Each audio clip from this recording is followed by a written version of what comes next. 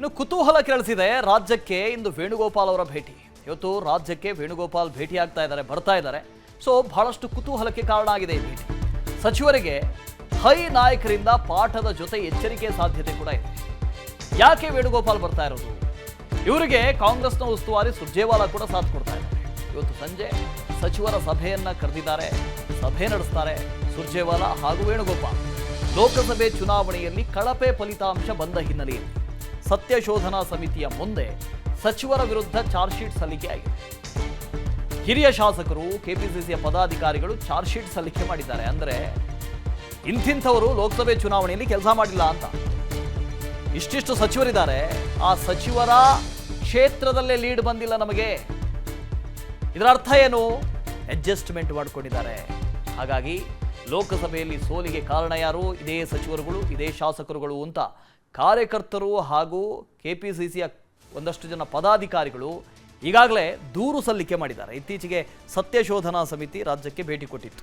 ಆ ಹೊತ್ತಿನಲ್ಲಿ ಇವರೆಲ್ಲ ದೂರು ಸಲ್ಲಿಕೆ ಮಾಡಿದರು. ಇನ್ನು ಸಚಿವರ ವರ್ತನೆ, ಕಾರ್ಯವೈಖರಿ ಸರಿಯಿಲ್ಲ ಅಂತ ಕಂಪ್ಲೇಂಟ್ ಮಾಡಿದ್ದಾರೆ.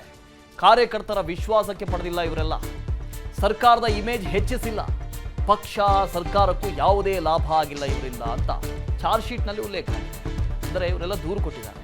ಕೆಲ ಸಚಿವರಿಗೆ ಖಾತೆ ನಿರ್ವಹಿಸುವುದಕ್ಕೆ ಬರ್ತಾನೇ ಇಲ್ಲ ಅಂತ ದೋಷಾರೋಪ ಮಾಡಿದ್ದಾರೆ. ಮೂಡ ವಾಲ್ಮೀಕಿ ಹಗರಣದಿಂದ ಸರ್ಕಾರಕ್ಕೆ ಮುಜುಗರ ಆಗಿದೆ. ಈಗ ಸರಿಪಡಿಸದೇ ಹೋದರೆ ಪಕ್ಷಕ್ಕೆ ಮುಂದಿನ ದಿನಗಳಲ್ಲಿ ತೊಂದರೆ ಆಗುತ್ತೆ. ಹಾಗಾಗಿ ಅಲರ್ಟ್ ಆಗಿರಬೇಕು. ಈಗಲೇ ಅಲರ್ಟ್ ಆಗಿದ್ದಾರೆ ಕಾಂಗ್ರೆಸ್ನ ಹೈಕಮಾಂಡ್ನ ನಾಯಕರು. ಹಾಗಾಗಿ ವೇಣುಗೋಪಾಲ್ ಬರ್ತಾ ಇರೋದು, ಸುರ್ಜೇವಾಲಾ ಬರ್ತಾ ಇರೋದು.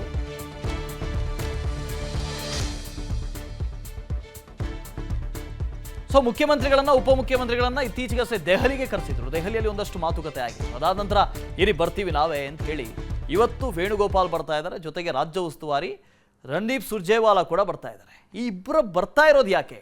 ಈಗಾಗಲೇ ಪದಾಧಿಕಾರಿಗಳು, ಒಂದಷ್ಟು ಜನ ಕಾರ್ಯಕರ್ತರು ದೂರು ಸಲ್ಲಿಕೆ ಮಾಡಿದ್ದಾರೆ ಸತ್ಯಶೋಧನಾ ಸಮಿತಿಯ ಮುಂದೆ.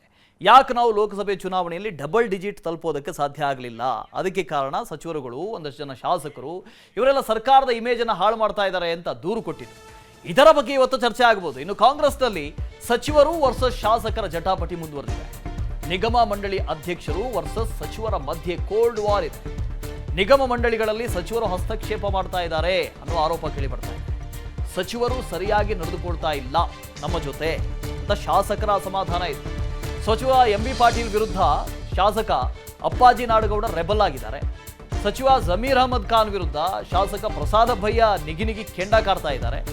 ಸಚಿವ ಭೈರತಿ ಸುರೇಶ್ ವಿರುದ್ಧ ವಿನಯ್ ಕುಲಕರ್ಣಿ ಅಸಮಾಧಾನಗೊಂಡಿದ್ದಾರೆ. ಹೀಗೆ ಸಚಿವರುಗಳ ವಿರುದ್ಧ ಶಾಸಕರು ಅಸಮಾಧಾನಗೊಂಡಿದ್ದಾರೆ. ಹಾಗಾಗಿ ಇವತ್ತಿನ ಸಭೆ ಬಹಳಷ್ಟು ಮಹತ್ವ ಪಡ್ಕೊಂಡಿದೆ ಅಂತ. ಇದರಲ್ಲಿ ಏನಾದರೂ ಸೊಲ್ಯೂಷನ್ ಸಿಗುತ್ತಾ?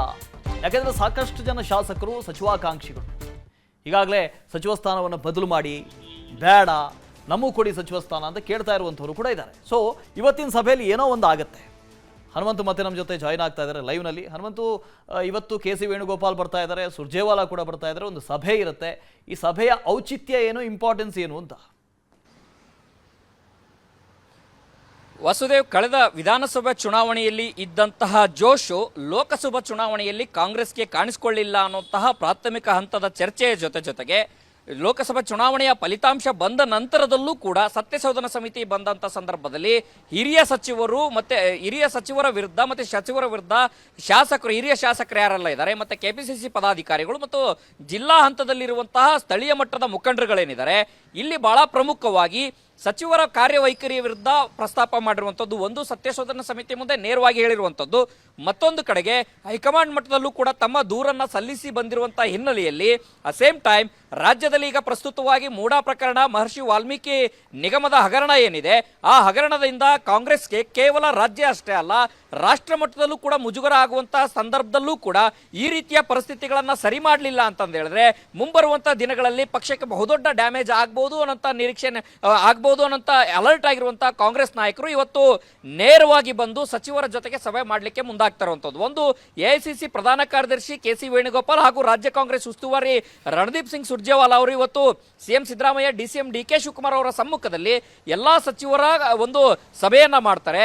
ಸಭೆಯಲ್ಲಿ ಒಂದು ಸಹಜವಾಗಿ ಸಚಿವರಾಗಿ ತಮಗೆ ಕೊಟ್ಟಂತಹ ಇಲಾಖೆಯಲ್ಲಿ ಯಾವೆಲ್ಲ ಸಾಧನೆಗಳಾಗಿದ್ದಾವೆ, ಸಚಿವರ ಕಾರ್ಯವೈಖರಿ ಬಗ್ಗೆ ಯಾಕಿಷ್ಟು ದೂರುಗಳು ಬಂದಿದ್ದಾವೆ, ಒಂದ್ ವೇಳೆ ಏನಾದರೂ ನೀವು ಖಾತೆಗಳನ್ನ ಕಾರ್ಯವೈಖರಿ ಬದಲಾವಣೆ ಮಾಡ್ಕೊಳ್ಳಿಲ್ಲ ಅಂತಂದೇಳಿದ್ರೆ, ಕಾರ್ಯಕರ್ತರನ್ನ ಮತ್ತು ಶಾಸಕರನ್ನ ವಿಶ್ವಾಸಕ್ಕೆ ಪಡೆಯಲಿಲ್ಲ ಅಂತಂದೇಳಿದ್ರೆ ನಿಮ್ಮ ಸ್ಥಾನಕ್ಕೆ ಕುತ್ತು ಗ್ಯಾರಂಟಿ ಅನ್ನುವಂಥ ಒಂದು ಸ್ಪಷ್ಟವಾದಂಥ ಎಚ್ಚರಿಕೆಯನ್ನ ಇವತ್ತಿನ ಸಭೆಯಲ್ಲಿ ಕೊಡುವಂತ ಸಾಧ್ಯತೆಗಳಿದಾವೆ. ಒಂದು ಕಡೆಗೆ ಕಾರ್ಯಕರ್ತರನ್ನ ವಿಶ್ವಾಸಕ್ಕೆ ಪಡೆದಿಲ್ಲ, ಮತ್ತೊಂದು ಕಡೆಗೆ ನಿಗಮ ಮಂಡಳಿಯ ಅಧ್ಯಕ್ಷರನ್ನು ಕೂಡ ಮತ್ತೆ ಕಾರ್ಯಕರ್ತರ ಕೋಟಾದಲ್ಲಿ ನಿಗಮ ಮಂಡಳಿಗಳ ಅಧ್ಯಕ್ಷರಾಗಿರುವಂತಹ ಕಾರ್ಯಕರ್ತರೇನಿದ್ದಾರೆ ಅವರನ್ನು ಕೂಡ ಸರಿಯಾಗಿ ನಡೆಸ್ಕೊಳ್ತಾ ಇಲ್ಲ ಅಂತ ಮುನ್ನಿಸು ಇದೆ. ಇದೆಲ್ಲವೂ ಕೂಡ ಲೋಕಸಭಾ ಚುನಾವಣೆಯಲ್ಲಿ ಒಂದಷ್ಟು ಹಿನ್ನಡೆ ಆಗ್ಲಿಕ್ಕೆ ಕಾರಣ ಅನ್ನೋಂಥದ್ದು ಹೈಕಮಾಂಡ್ ಕೂಡ ಮನವರಿಕೆ ಆದಂತಿದೆ. ಆ ಕಾರಣಕ್ಕಾಗಿ ಇವತ್ತು ಸಚಿವರಿಗೆ ಒಂದಷ್ಟು ಸಂದೇಶದ ಒಂದು ಯಾವ ರೀತಿ ಕೆಲಸವನ್ನ ಮಾಡಬೇಕು ಅನ್ನೋ ಪಾಠದ ಜೊತೆಗೆ ನೀವೇನಾದ್ರೂ ಸರಿಪಡಿಸ್ಕೊಳ್ಳಿಲ್ಲ ಅಂತಂದು ಹೇಳಿದ್ರೆ ಮುಂಬರುವಂತ ದಿನಗಳಲ್ಲಿ ನಿಮ್ಮ ಕುರ್ಚಿಗೆ ನಿಮ್ಮ ಸಚಿವ ಸ್ಥಾನಕ್ಕೆ ಕಂಟಕ ಗ್ಯಾರಂಟಿ ಅನ್ನುವಂತ ಒಂದಷ್ಟು ಸಂದೇಶಗಳನ್ನ ಕೊಡ್ತಾರೆ. ಸೇಮ್ ಟೈಮ್ ಇವತ್ತಿನ ಸಭೆಯಲ್ಲೂ ಒಂದಷ್ಟು ಖಾತೆಗಳ ಅದಲು ಬದಲು, ಹಿರಿಯ ಸಚಿವರ ಖಾತೆಗಳ ಅದಲು ಬದಲು ಆಗುವಂತ ಒಂದಷ್ಟು ಪ್ರಾಥಮಿಕ ಹಂತದ ಚರ್ಚೆಗಳು ಆಗುವಂತ ಸಾಧ್ಯತೆಗಳಿದ್ದಾವೆ. ಯಾರ್ಯಾರೆಲ್ಲ ಕಾರ್ಯವೈಖರಿ ಬದಲಾವಣೆ ಮಾಡಿಕೊಳ್ಳಿಲ್ಲ ಅಂತಂದು ಹೇಳಿದ್ರೆ 6 ರಿಂದ 7 ಜನರ ಒಂದು ಸಚಿವ ಸಂಪುಟದಿಂದ ಕೈ ಬಿಡುವಂತಹ ಸಾಧ್ಯತೆಗಳಿದ್ರೂ ಕೂಡ ಅಚ್ಚರಿ ಇಲ್ಲ. Vasudev. Okay, thank you Hanumanth. ಅನುಕ್ಷಣದ ಸುದ್ದಿಗಳಿಗಾಗಿ Vistara news YouTube channel subscribe ಮಾಡಿ. ಹೊಸ ಸುದ್ದಿಗಳ ನೋಟಿಫಿಕೇಶನ್ಗಾಗಿ ಬೆಲ್ ಐಕಾನ್ ಕ್ಲಿಕ್ ಮಾಡಿ. ಲೇಟೆಸ್ಟ್ ಅಪ್ಡೇಟ್ಸ್ಗಾಗಿ www.vistaranews.com ವೆಬ್ಸೈಟ್ಗೆ ವಿಸಿಟ್ ಮಾಡಿ. ಅಂಗೈಯಲ್ಲೇ ಜಗತ್ತಿನ ಸುದ್ದಿ ತಿಳಿಯಲು Vistara news Kannada app download ಮಾಡಿ.